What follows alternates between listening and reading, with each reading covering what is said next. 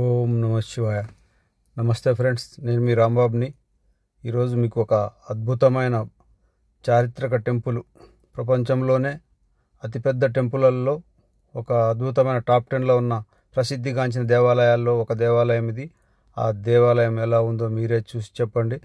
చాలా అద్భుతమైన దేవాలయం ఫ్రెండ్స్. మీకోసం చాలా కష్టపడి చేశాను. చాలా అద్భుతంగా ఉంటుంది, తప్పకుండా చూడండి. ఓం శ్రీ అరుణాచలేశ్వరాయ నమః.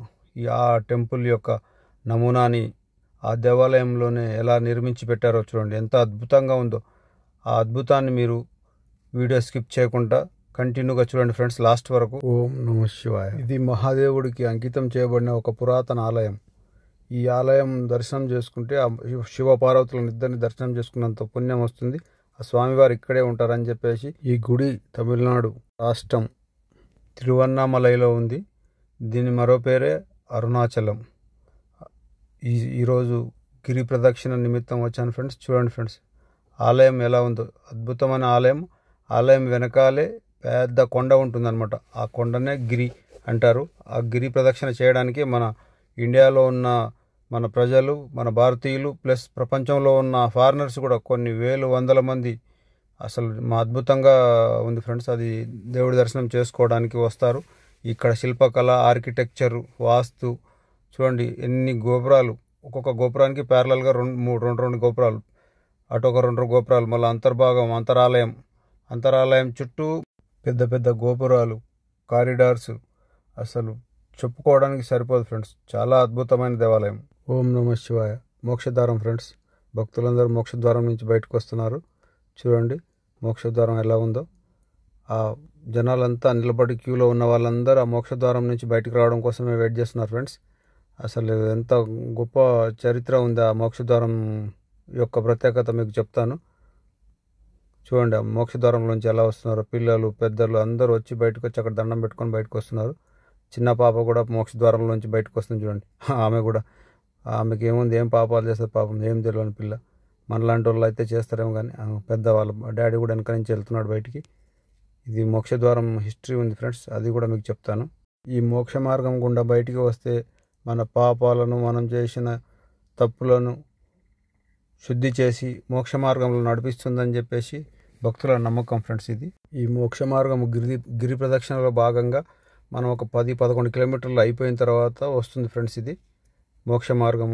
ఇక్కడ నుంచి వెనకాల కనబడేదంతా గిరి, మొత్తం ఆ గిరి కోట అనమాట. అంటే కొండ. ఆ కొండ చుట్టే మనం ప్రదక్షిణ చేస్తాం. మనం ఈ 14 కిలోమీటర్ల ప్రదక్షిణ చేస్తున్న ప్రాంతంలో ఏ పక్క వెళ్ళినా మనకు చాలా లింగాలు ఉంటాయి. లింగం, ఇంద్రలింగం. ఓం నమ శివాయ. శ్రీ అరుణాచలేశ్వరాయ నమః. శ్రీ ఓం నమ శివాయ నమః. గిరి ప్రదక్షిణలో భాగంగా ఫస్ట్ ఇంద్రలింగాన్ని దర్శనం చేసుకున్నాం ఫ్రెండ్స్. నా వెనకాల ఉన్నది ఇంద్రలింగం. కాకపోతే మీకు కొన్ని సందర్భాలు దొరికినప్పుడు లింగాలను చూపిస్తాను, అవకాశం ఉంటే. లేకుంటే మామూలుగా దేవాలయం బయట గోపురము, అది దాని ప్రత్యేకత చూపిస్తాను చూడండి. ఇప్పుడు నేను 14 కిలోమీటర్ల భాగంలో గిరి ప్రదక్షిణలో భాగంలో వెళ్తా ఉన్నా. నా వెనకాల ఉన్నది వచ్చేటప్పటికి ఇది రాజగోపురం. ఆ గోపురం ముందు రోడ్లో వెళ్తున్నాను. ఇక్కడ కూడా వేరే దేవాలయం ఉంది. అన్ని దేవాలయాలు మాత్రం చాలా అద్భుతమైన టెంపుల్స్ ఉన్నాయి. మనం వెళ్ళే ప్రతి ఈ 14 కిలోమీటర్లలో ఎన్నో శివాలయాలు, ఎన్నో సుబ్రహ్మణ్యం స్వామి, గణేష్ మహారాజు, రకరకాల దేవాలయాలు, అందరు దేవుళ్ళయి విచ్చలవిడిగా అన్ని దేవాలయాలు కట్టారు. ఇప్పుడు నా వెనకాల పెద్ద గోపురం కనపడుతుంది చూసారా ఇందాక, ఆ శివాలయం అనమాట. అరుణాచలేశ్వర స్వామి టెంపుల్ అది. మనకు ఎటు వెళ్ళినా, ఏ దారిలో వెళ్ళినా, ఏ మార్గంలో వెళ్ళినా మనకు కొండ, గిరి కనబడుతుంది. ప్లస్ ఈ గోపురాలు, ఎత్తైన గోపురాలు కనబడుతున్నాయి. ఓం నమ శివాయ. నడక మార్గంలో స్టార్ట్ అయ్యాము. ఫస్ట్ ఇంద్రలింగాన్ని చూపించాను. ఇక్కడ మీకు బోర్డు చూపిస్తున్నాం కదా ఫ్రెండ్స్. ప్రతి బోర్డు దగ్గర మనం ఎట్టెళ్ళాలి ఏంటి అనేది మొత్తం చాలా అద్భుతంగా బోర్డులు పెట్టారు. గిరి ప్రదక్షిణ చేసే వాళ్ళందరికీ కన్ఫ్యూజ్ కాకుండా ప్రతి జంక్షన్లో వాళ్ళకి ఒక రూట్ మ్యాప్ అనేది చూపిస్తున్నారు. ఇలా వెళ్ళండి, ఇలా వెళ్ళండి. మనం వెళ్ళే ప్రతి దారిలో, ప్రతి మూల మీద ఈ బోర్డులు పెట్టారు. క్లైమేట్ కూడా అద్భుతంగా ఉంది ఫ్రెండ్స్. మేము గిరి ప్రదక్షిణ చేసే సమయంలో వాతావరణం కూడా చాలా బాగుంది. వెళ్ళినంత దూరం ఎటు చూసినా గ్రీనరీ. ఒక 4 కిలోమీటర్స్ 5 కిలోమీటర్సే కొంచెం లేదు, కానీ తర్వాత మాత్రం ఫ్రెండ్స్ ఫుల్ గ్రీనరీ, అద్భుతంగా ఉంది. ఇప్పుడు అగ్నిలింగం దర్శనం అయింది ఫ్రెండ్స్. అగ్నిలింగం దర్శనం చేసేటప్పుడు వీడియో తీశానని చెప్పేసి పంతులు గారు చేయడం పెట్టారు, ఇక్కడ తీయొద్దని. మళ్ళీ అక్కడి నుంచి బయటకు వచ్చాము. అగ్నిలింగంని దర్శనం చేసుకొని మనం వెళ్ళే దారిలో ప్రతి చోట కంపల్సరీ మ్యాప్స్ పెట్టారు, అన్నీ చూపిస్తున్నారు ఫ్రెండ్స్. మంచిగా మనకు ఒక దారి మాత్రం క్లియర్గా చూపిస్తున్నారు. ఇప్పుడు ఇంకొక లింగం దగ్గరికి వచ్చాం ఫ్రెండ్స్, సూర్యలింగం దగ్గరికి. ఇది సూర్యలింగం కూడా దర్శనం చేసుకున్నాము. సూర్యలింగం కూడా మనం వెళ్ళే దారిలోనే ఈ లింగాలన్నీ, ఆ దేవాలయం అయితే చాలా అద్భుతంగా ఉన్నాయి. అన్ని ఈ లింగాలు కంపల్సరీ గిరి ప్రదక్షిణలో భాగంగా మనం అందరం ప్రతి లింగాన్ని దర్శనం చేసుకోవాలి. ఇప్పుడు సూర్యలింగాన్ని దర్శనం చేసుకున్నాను. ఆ దారిలోనే ఒక పెద్ద పెద్ద పాదాలు పెట్టి ఇక్కడ విగ్రహాలు పెట్టారు ఫ్రెండ్స్. ఎందుకంటే ఎటు చూసినా విగ్రహాలు అయితే కంపల్సరీ. గిరి ఆ కొండ మాత్రం మనం ఏ దారిలో వెళ్ళినా కొండ మన వెనకాలే వస్తున్నట్టుగా, మన చుట్టే తిరుగుతున్నట్టుగా ఉంటుంది. చూడండి ప్రతి చోట ఇట్లా బోర్డులు పెట్టి మనకు మార్కింగ్ చేసి చూపించారు. ఇప్పుడు మళ్ళీ వరుణలింగం దగ్గరికి వచ్చాం ఫ్రెండ్స్. ఇది వరుణలింగం. ఈ వరుణలింగం కూడా ఛాన్స్ ఉంటే చూపిస్తాను, లేకుంటే బయట నుంచే చూడండి. ఇది వరుణలింగం ఉన్న దేవాలయం, మన గిరి ప్రదక్షిణలో భాగమే ఇది కూడా. మనం చూడండి ఎక్కడ పోయినా, ఏ లింగం దగ్గర పోయినా మన వెనకాలే గిరి కనబడుతుంటుంది. ఇదేమో అర్ధనారీశ్వర స్వామి దేవాలయం, రోడ్లో వెళ్ళే దారిలో ఉంటుందన్నమాట.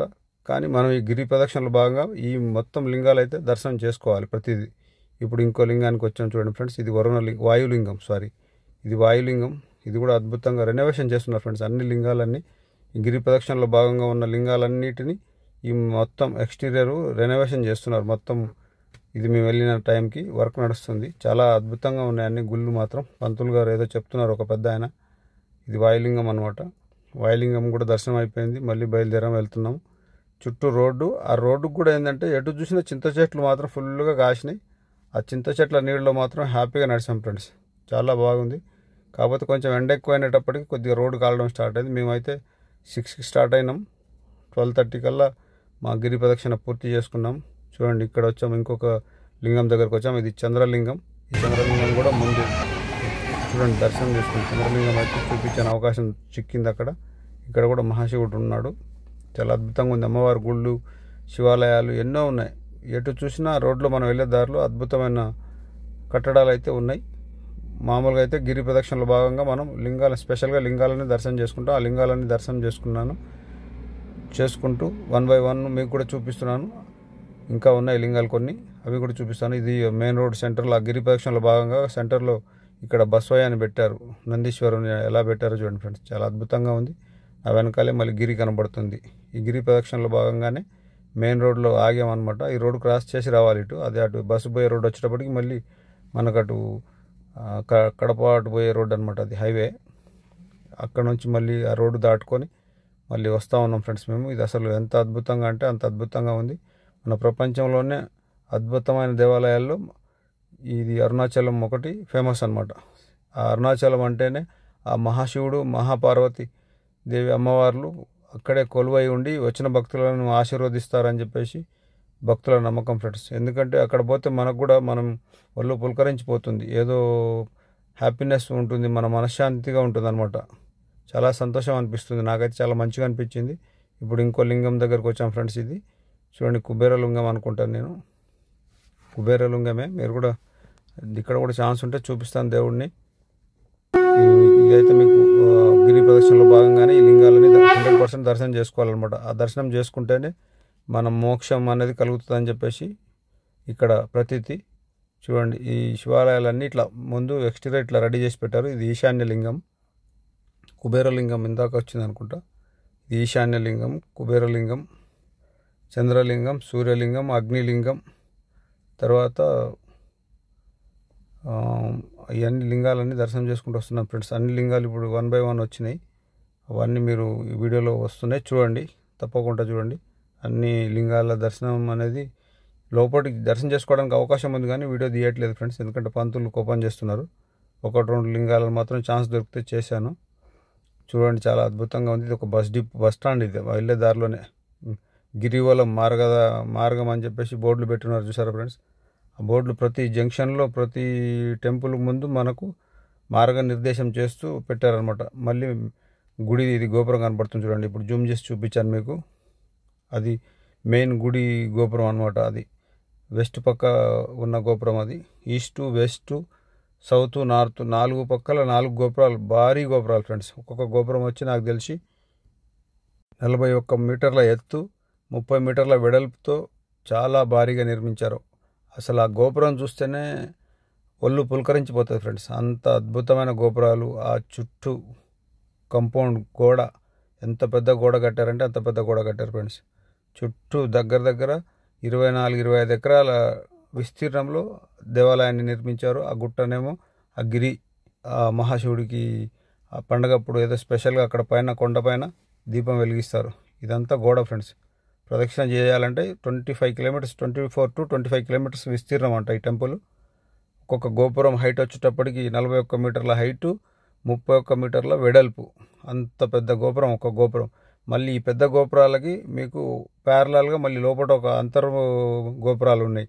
మళ్ళీ ఆ గోపురాల చుట్టూ ఇప్పుడు ఇది ఎట్లా కాంపౌండ్ వాల్ మీకు బయట రోడ్ సైడ్ కనబడుతుందో అలాగే లోపల పక్క కూడా మళ్ళీ గోపురాలు ప్లస్ ఆ గోపురాలతో పాటు వాల్స్ కూడా, కాంపౌండ్లు కూడా కట్టారు.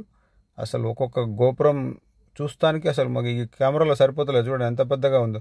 నేను కింద పెట్టి మీద పెట్టి మ్యాక్సిమం ట్రై చేశాను చూపిద్దామని. లాంగ్లో పోయి నిలబడితే అక్కడి నుంచి కూడా ట్రై చేశా. అసలు అంత పెద్ద గోపురాలు, ఒక్కొక్క గోపురం అద్భుతమైన గోపురాలు ఫ్రెండ్స్. నేను నా ఫ్రెండ్స్ గిరి ప్రదక్షిణ ముగించుకొని హోటల్ రూమ్కి వచ్చాం ఫ్రెండ్స్. హోటల్ రూమ్కి వచ్చి మళ్ళీ 5 o'clock మేము ఆన్లైన్లో అభిషేకం, అమ్మవారిది అయ్యవారిది ఇద్దరిది అభిషేకంది అప్పుడు బుక్ చేశారు మా ఫ్రెండ్స్ వాళ్ళు. ఆ అభిషేకానికి ఇప్పుడు వెళ్తున్నాం మేము. ఇప్పుడు సాయంత్రం టైంలో ప్లస్ కొంచెం లైట్లు వెలిగిన తర్వాత ఎలా ఉంటుందనేది కూడా మీకు చూపిస్తాను. చాలా బ్యూటిఫుల్గా ఉంది. అసలు ముందు మనం మాట్లాడుకోవాల్సింది ఏంటంటే ఇంత పెద్ద దేవాలయాన్ని అసలు ఆ రోజుల్లో ఎంతమంది కష్టపడి నిర్మించారో తెలియదు. ఎంతో చరిత్ర కలిగిన మన భారతదేశం గురించి చాలామంది చాలా చులకనగా మాట్లాడుతుంటారు. లాస్ట్కి భారతీయులుగా పుట్టిన మన కొంతమంది బ్రదర్స్ కూడా వాళ్ళు కొన్ని జాతుల్లోకి మార్పులు చెంది వాళ్ళు ఏం మాట్లాడుతారో వాళ్ళకే తెలియని మైండ్ సెట్ అయిపోయింది ఫ్రెండ్స్. ఇక్కడ మనకు ప్రూఫ్లు కనపడుతున్నాయి ఫ్రెండ్స్. కొన్ని వేల సంవత్సరాల క్రితం నిర్మించిన ఈ దేవాలయాలే మన కంటి ముందు సాక్ష్యాలుగా కనబడుతున్నాయి. అయినా సరే మనకు మైండ్ పనిచేయట్లేదు. మన దేవతలని, దేవుళ్ళని దూషిస్తున్నారు, ద్వేషిస్తున్నారు. మన భారతీయులుగా పుట్టి, భారతదేశంలో పుట్టి ఇంత గొప్ప గొప్ప దేవాలయాలు కొన్ని వేల సంవత్సరాల క్రితం కట్టిన దేవాలయాలను చూసినా కనీసం ఈ మనకు సాక్ష్యం చూపిస్తున్నాయి. వేరే దేనికి సాక్ష్యం లేదు, కానీ మన దేవాలయాలకు సాక్ష్యాలు ఉన్నాయి. అన్ని ప్రూఫ్లు మన తాతలు ముత్తాతల కాలం నాటి నుంచి ఉన్న చరిత్ర ఈ దేవాలయాల రూపంలో మనకు కండ్ల ముందు కనిపిస్తున్నా కూడా ఎంతోమంది మూర్ఖంగానే వాదిస్తున్నారు. ఇంకా కూడా పిచ్చి పిచ్చి మాటలు మాట్లాడుతున్నారు. మరి ఎందుకు అట్లా తయారయ్యారో, వాళ్ళ ఆలోచన విధానం ఎందుకు అట్లా మారిందో తెలియదు. కానీ ఫ్రెండ్స్, ఇంత గొప్ప దేవాలయాలని వాళ్ళు మనం పూర్వీకులు నిర్మించారంటే హిస్టరీలో నిజాలు లేకపోతే ఎలా నిర్మిస్తారు ఫ్రెండ్స్?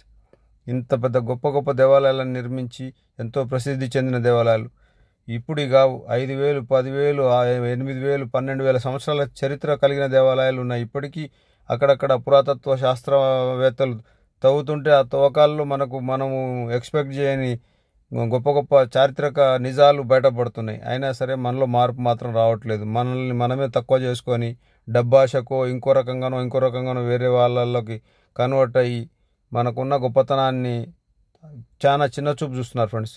కనీసం రియలైజ్ అవ్వండి ఫ్రెండ్స్.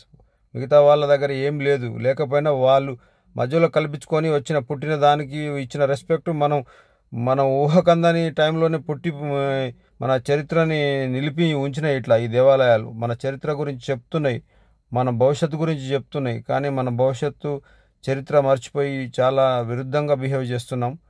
మనుషుల్లో కూడా మార్పు రావాలి ఫ్రెండ్స్. ఇంత పెద్ద కోనేరు చూడండి, ఇది 24-25 ఎకరాల విస్తీర్ణంలో ఇంత పెద్ద దేవాలయం కట్టి, ఇంత పెద్ద కోనేరు కట్టి, ఆ రోజుల్లో కొన్ని వేల సంవత్సరాల క్రితమే ఇంత పెద్ద చారిత్రక కట్టడాలు కట్టారంటే వాళ్ళు ఎంత గొప్పగా దేవదేవతలని నమ్మితే వాళ్ళు కట్టారు. మనం ఎందుకు మూర్ఖంగా నమ్మలేకపోతున్నామో అర్థం కావట్లేదు ఫ్రెండ్స్. ఎంత బ్యూటిఫుల్గా ఉంది చూడండి ఫ్రెండ్స్. ఇది అసలు నా ఊహకు అందనంత అద్భుతమైన దేవాలయం ఇది. ఇంత పెద్ద దేవాలయం చూస్తే ఎవ్వరూ మరి ఎందుకు నమ్మట్లేదో తెలియదు. దేవుడు ఉన్నాడు అనడానికి నిదర్శనం ఫ్రెండ్స్. ఇది మహాశివుడు.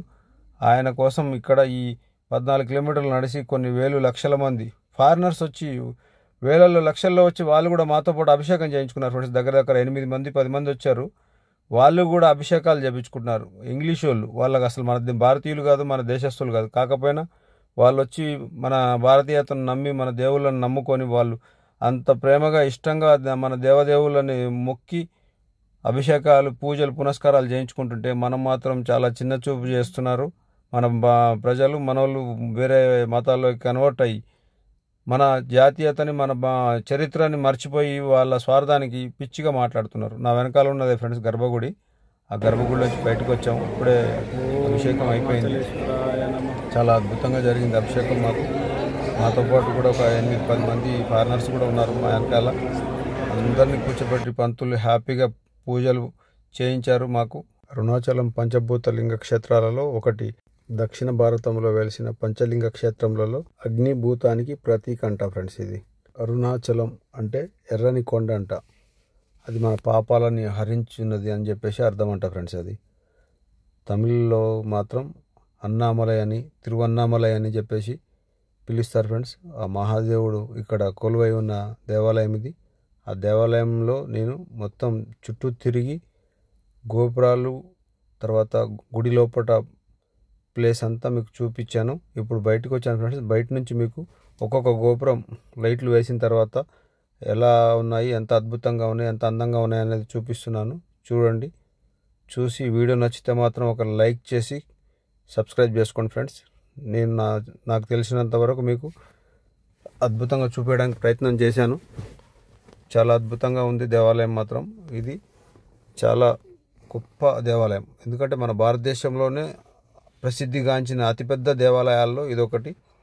మనం కాశీ, చిదంబరం, ఇక్కడ శివ మహాదేవుని ఆలయాలు, జ్యోతిర్లింగాలు, శ్రీశైలం ఎట్లా వెళ్తామో వాటికంటే చాలా పెద్ద దేవాలయం ఫ్రెండ్ ఇది.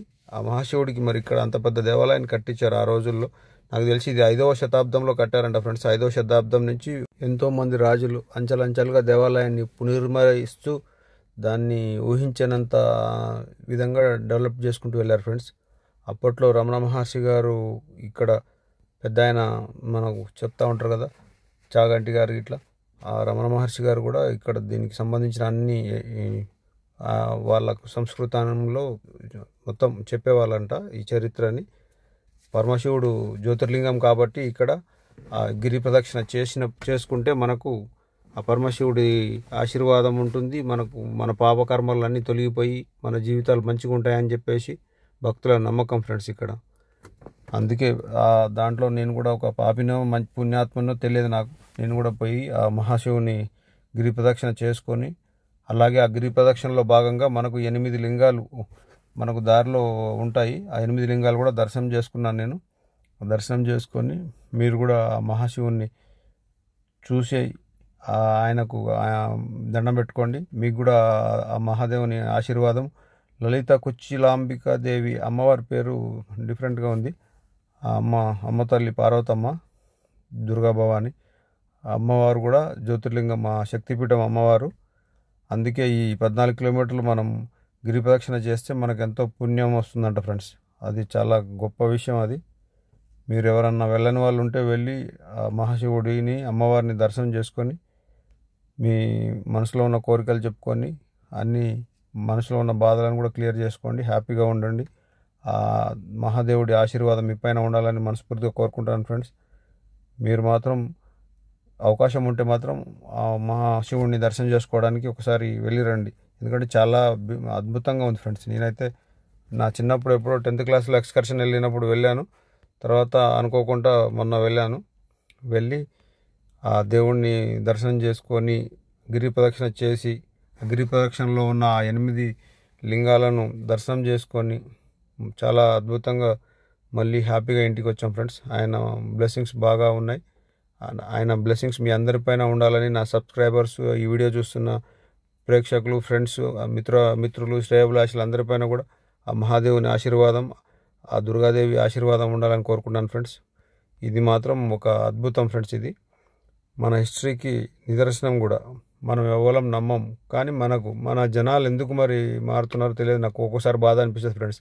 ఆ న్యూస్ చూస్తున్నప్పుడు ఇలాంటి సాక్ష్యాలు మన కళ్ళ ముందు కనబడుతున్నాయి, మన గొప్పతనం చూపిస్తున్నారు, కానీ దాన్ని ఎవరు నమ్మకుండా మూర్ఖంగా తయారవుతున్నారు.